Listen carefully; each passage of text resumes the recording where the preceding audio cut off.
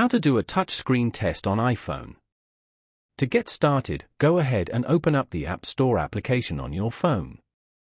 The App Store is used to discover, download, and manage apps. Once you're here, go to the bottom right corner and tap on the search icon. In the search bar, type in Touchscreen Check and tap on the Touchscreen Check app from the results.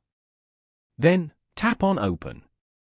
From here, you can now tap and count the number of touches on your screen.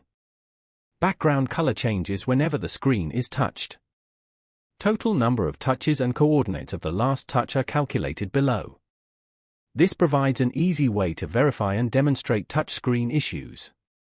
Following these steps, you can easily do a touchscreen test on iPhone. Thank you for watching. Please leave a like if this tutorial helped you, or leave a comment below if you have any questions related to the video.